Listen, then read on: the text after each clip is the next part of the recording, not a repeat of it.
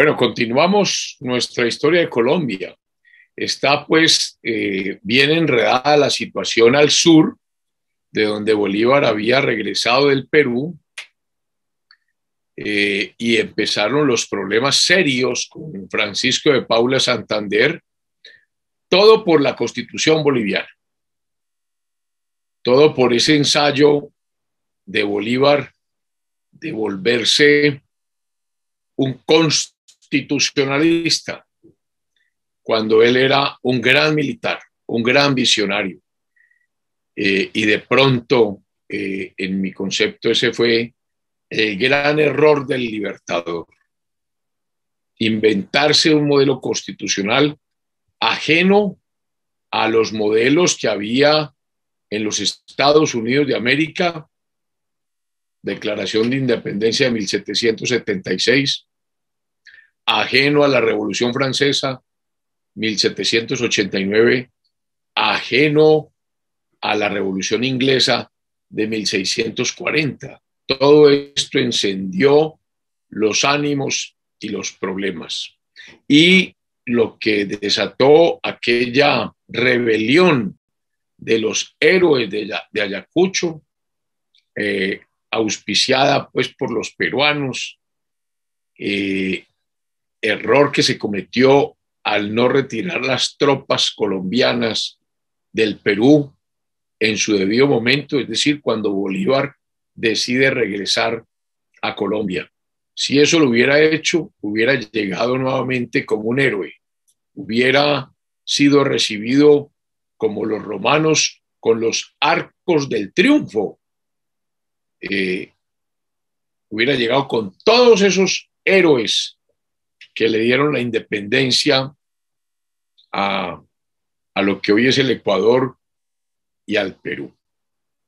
Pero bueno, las cosas no se dieron como se debieron haber dado, y entonces Guayaquil, habíamos dejado, está en problemas por la llegada pues de esta rebelión de Bustamante allá en el sur. Se aleja Bustamante de las playas de Guayaquil y se aleja Lamar. Recordemos a Lamar, porque Lamar fue llamado como presidente de los peruanos, aunque Lamar es quiteño. Y habíamos explicado que Lamar no quería a Bolívar. Y llegan y empiezan a llegar a Guayaquil. Guayaquil es una ciudad muy especial, es una ciudad costera, es la gran contradictora de Quito. Quito está en la sierra, Guayaquil está en la costa, es decir, una cosa es la gente de la sierra, gente más indígena, más encerrada, más reconcentrada.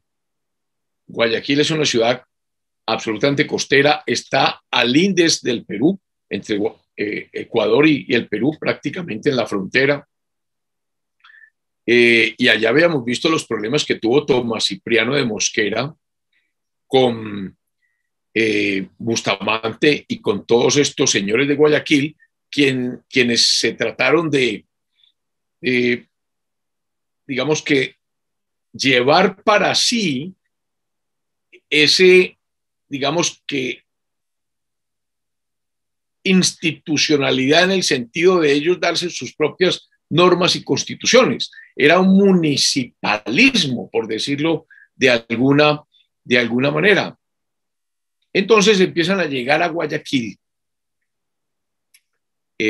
periódicos de Bogotá, especialmente uno llamado El Granadino, y ese periódico llamado El Granadino, cercano a los idearios de Santander y Azuero, defienden la federación, el sistema federal. Y estas ideas son bien aceptadas en Guayaquil. Esas ideas, después de estos periódicos, después de ser discutidas al interior de esta ciudad, pues persuaden a la municipalidad de Guayaquil a convocar una junta de padres de familia que se reúne el 25 de julio de 1827 y acuerdan en un acta que se declaran por el sistema federativo, sin romper con la unidad de Colombia. Miren qué interesante. Sin romper con el sistema unitario proclamado en Cúcuta, ellos deciden que Guayaquil se merece un sistema federal. Interesante. O sea, podría, por ejemplo, Antioquia declararse federal sin romper con Colombia. Eso fue lo que hizo esta junta de padres de familia el 25 de julio. Declaró entonces esa asamblea que se podía dar sus propias normas sobre justicia, policía, hacienda, guerra. Se nombran unos representantes, se nombra como intendente a Diego Noboa y comandante general Antonio Elizalde. O sea, Guayaquil se erige como un estado independiente. El municipio decide cómo va a desarrollarse. Es una especie de construcción del estado de abajo hacia arriba. Bueno, miren lo que está pasando en Guayaquil. ¿Quién aparece a calmar las cosas en Guayaquil?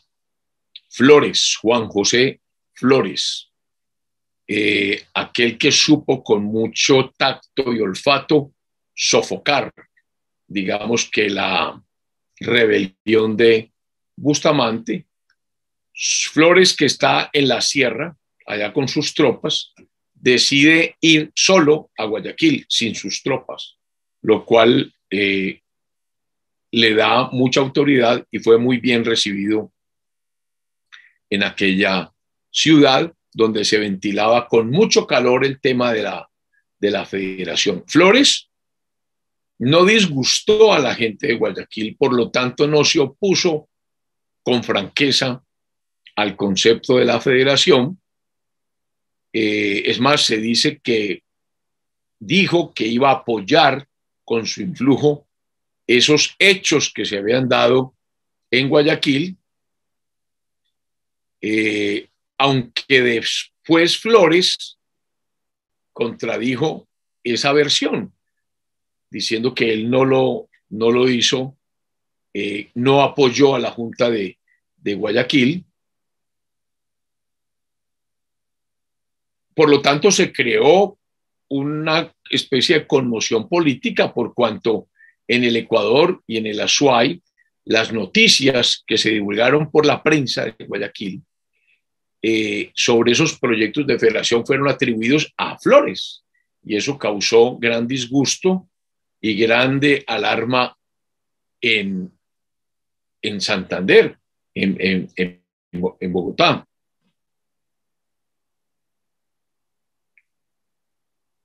Flores prudentemente se retira del mando parcialmente,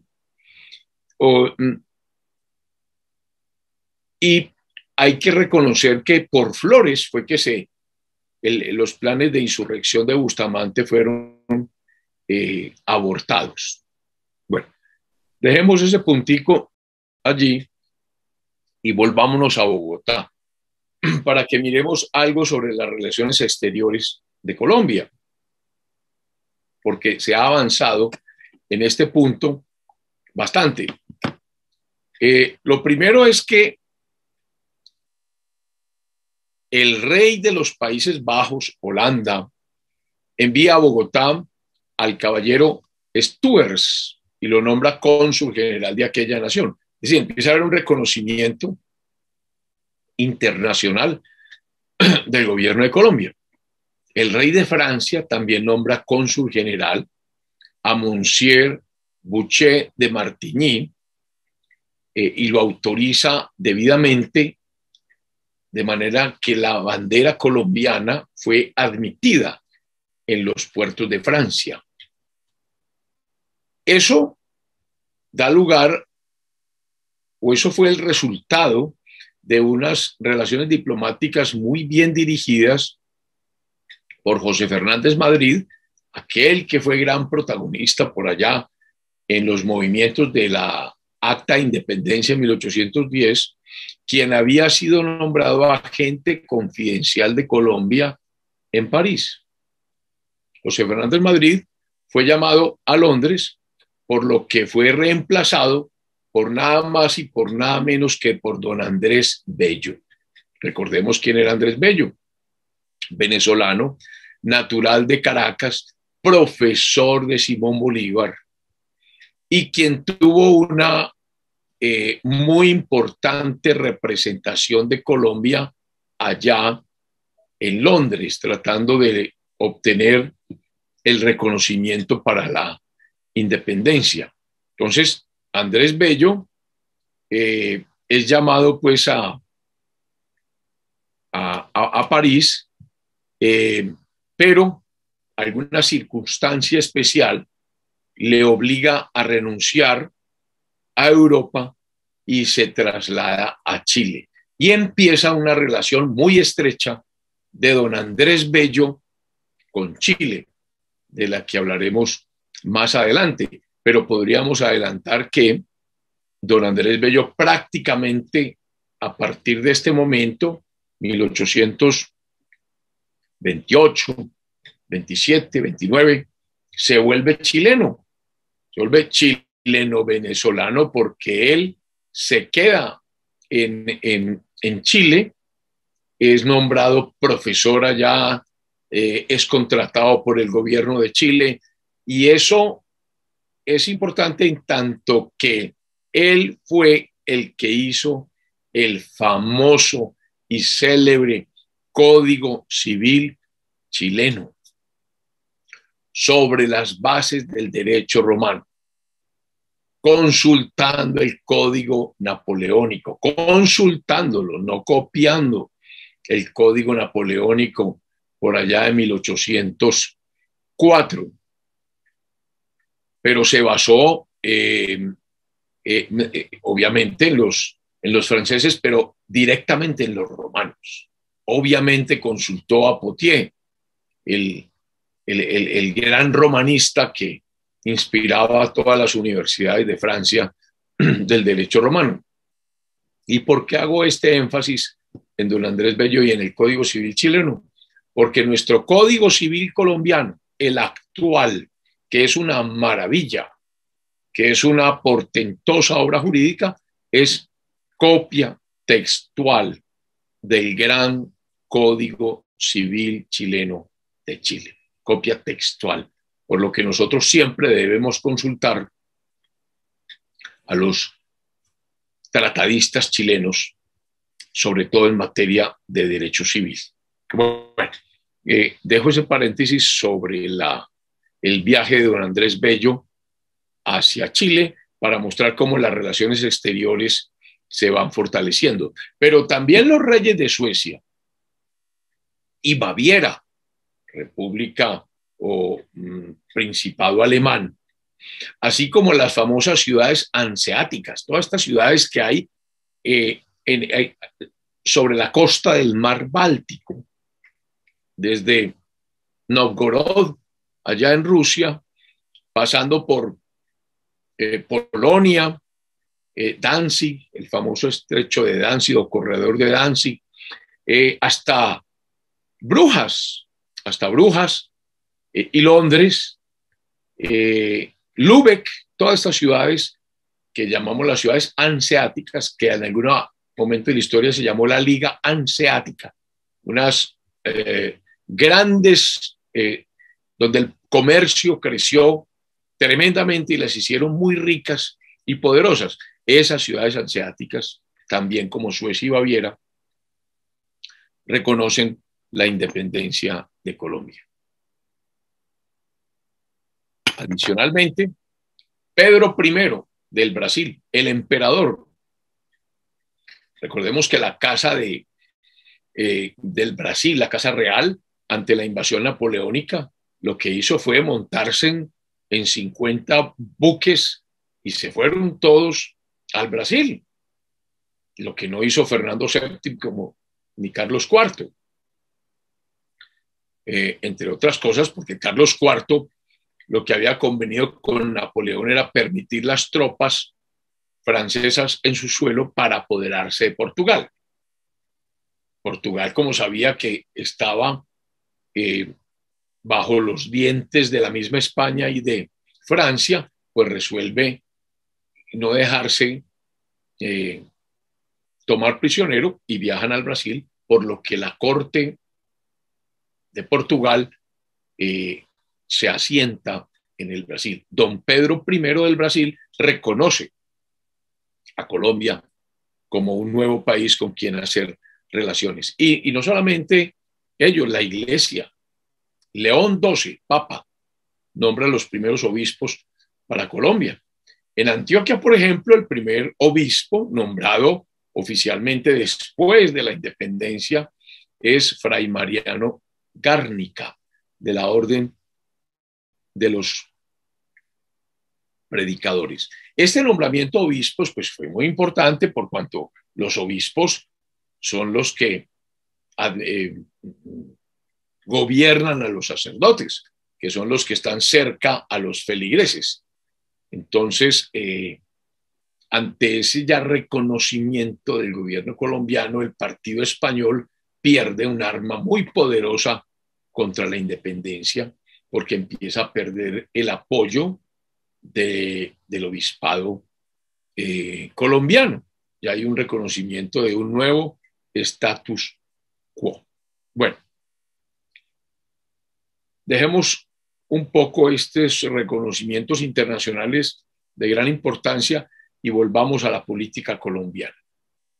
El Congreso de Colombia, que tiene representantes de Venezuela, de la Nueva Granada, representantes del Ecuador, se reúne el 12 de mayo y llama a Santander para que preste el juramento para el segundo periodo constitucional. Este se niega porque había renunciado a la vicepresidencia.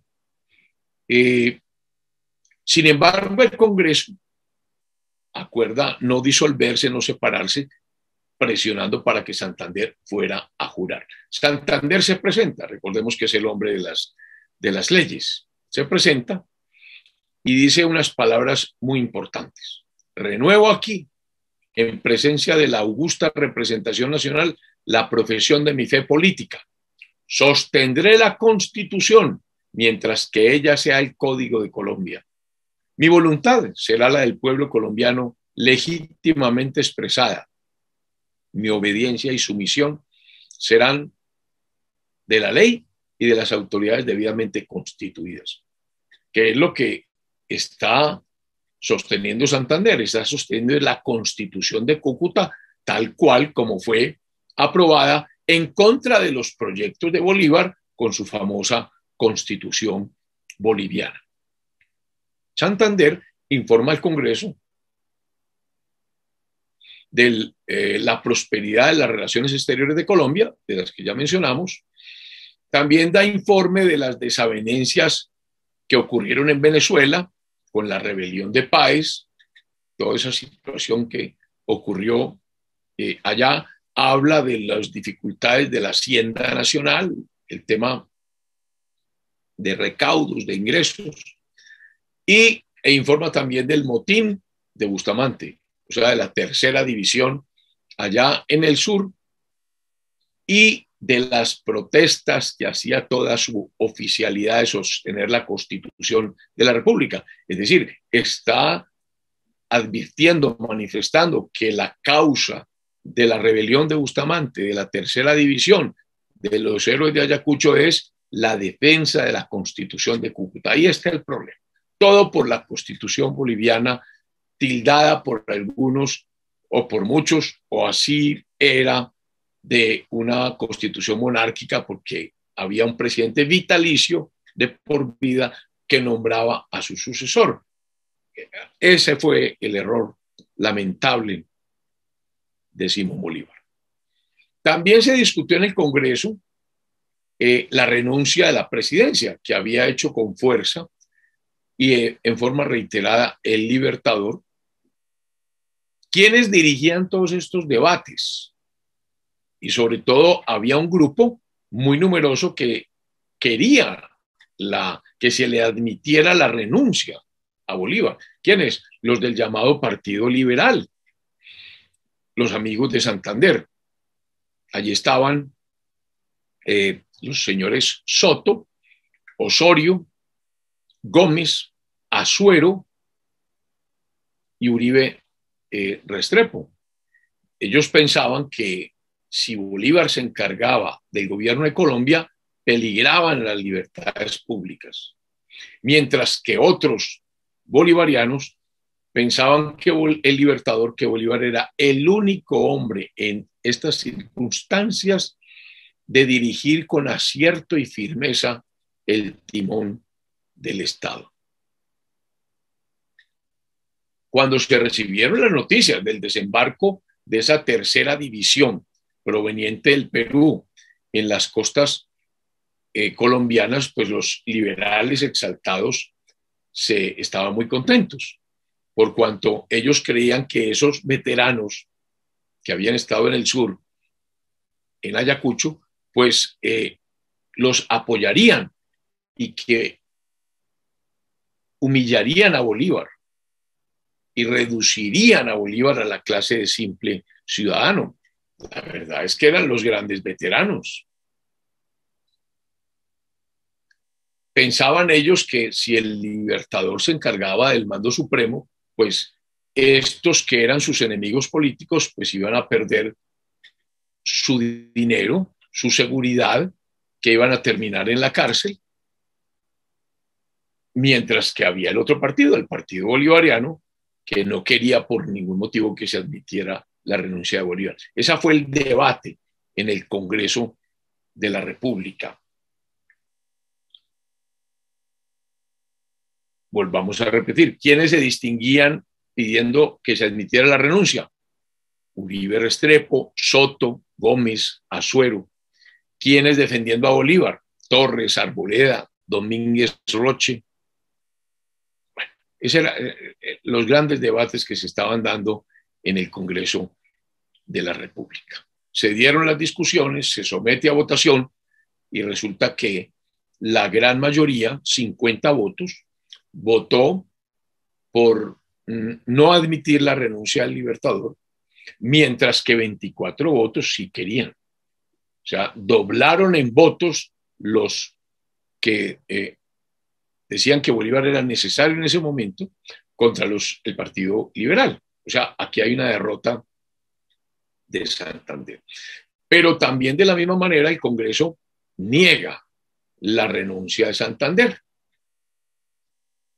Y es más abrumadora los que defendieron a Santander, 70 votos defendiendo que Santander no podía renunciar y solamente 4 votos admitiendo la renuncia. Están pues enfrentados en el Congreso de la República nada más y nada menos que Simón Bolívar, Santander y todos sus seguidores.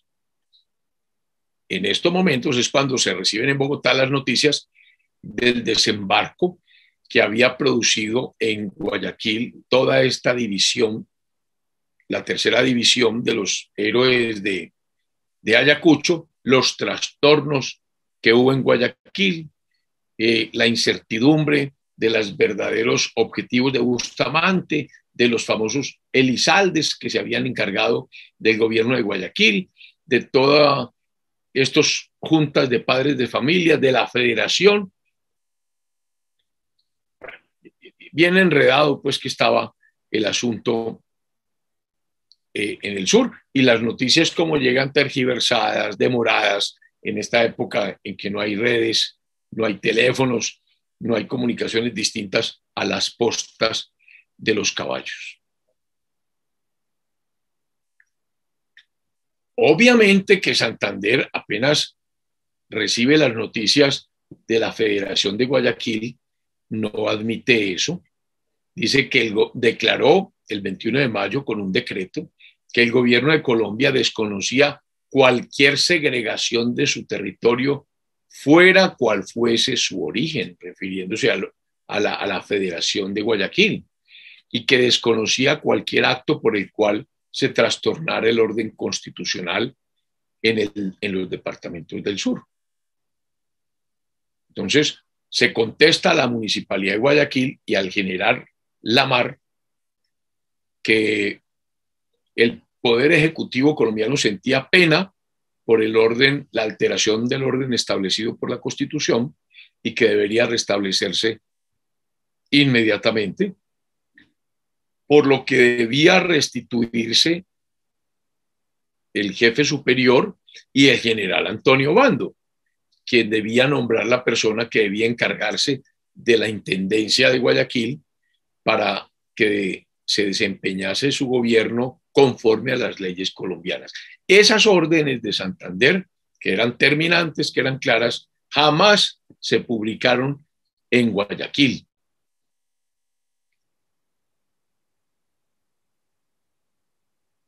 Ni por Lamar, ni por la municipalidad. Lamar dijo Santander para tener el pretexto de alucinar a los pueblos y continuar ese tumulto y esa sedición. Habíamos dicho que Lamar no era una persona confiable.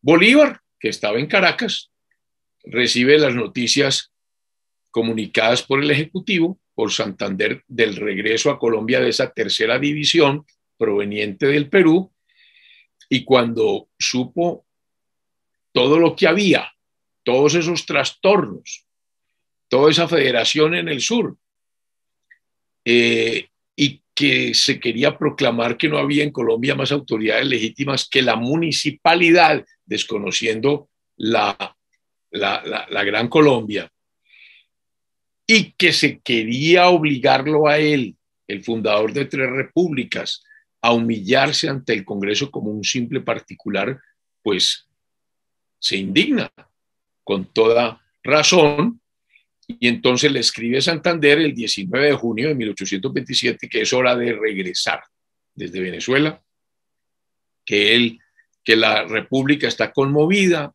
desmembrada, y como presidente y como simple ciudadano tenía la obligación de impedirlo para evitar la violación de la ley. Por lo tanto, marchaba a la capital de la república y se despide a los venezolanos con una proclama equivocada. Bolívar se equivocó en esta proclama porque dijo que sus acciones habían sido dirigidas por la libertad y la gloria de Venezuela, de Caracas. ¿Cómo se le ocurrió a Bolívar decir que todas sus acciones eran por la gloria de Venezuela y de Caracas? ¿Acaso no había unido a 3 países? Quito, lo que hoy es Ecuador, Venezuela y Nueva Granada, y tuvo la oportunidad de unir el Perú con el Bajo Perú, el actual Perú, y el Alto Perú, la actual Bolivia. Aquí pues eso cayó como un baldado de agua fría. Rebajó, dice don José Manuel Restrepo, su inmortal obra, su marcha desde la boca del Orinoco, allá en la Guayana venezolana, hasta las cimas del Potosí, allá en el Alto Perú, lindando con la Argentina. Es que eso fue apoteósico. ¿Cómo se le ocurre decir que todo eso, desde la boca del Orinoco hasta el Potosí argentino, era para la gloria de Venezuela? Fue terrible ese mensaje de despedida de Bolívar de su Venezuela. Bueno, termina embarcándose para Cartagena el 5 de julio en una fragata inglesa llamada Druida y arriba a Cartagena el 9 de julio. Vamos a dejar acá para ver qué pasa con don Simón Bolívar con su regreso a Colombia después de su estadía con Venezuela, donde había dejado a Páez gobernando prácticamente con todo el poder. Buena semana.